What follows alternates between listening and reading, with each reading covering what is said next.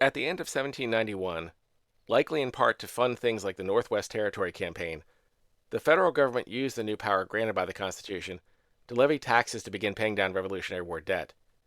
Attempting to use taxation also to address vice, a tax on distilled spirits was proposed and passed as the very first tax on domestic products. It was known as the whiskey tax.